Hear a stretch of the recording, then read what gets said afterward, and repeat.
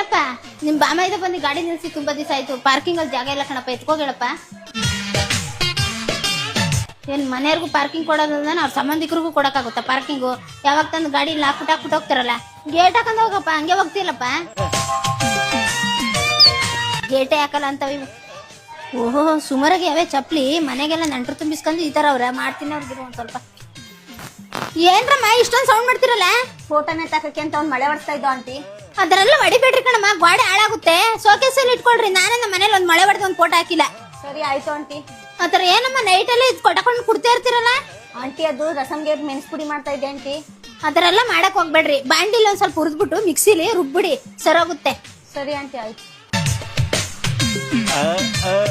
ಏನೋ ಹೇಳೋಣ ಅಂತ ಬಂದವಳು ಮರ್ತೆ ಹೋಯ್ತಾ ಇದೀನಿ. ಏನಮ್ಮ ನಿಮ್ ಮನೇಲಿ ಏನಾರು ಫಂಕ್ಷನ್? ಇಲ್ಲ ಆಂಟಿ. ಮತ್ತೆ ನೆಂಟ್ರು ಬಂದು ತುಂಬಾ ದಿವಸ ಆಯ್ತು, ಹೋಗೇ ಇಲ್ಲ. ಏನೋ ಸ್ವಲ್ಪ ಕೆಲ್ಸ ಇತ್ತು ಆಂಟಿ, ಹೋಗ್ತಾರೆ. ನಿಮ್ ಮನೇಲಿ ನೆಂಟ್ರು ಜಾಸ್ತಿ ಇದಾರಮ್ಮ.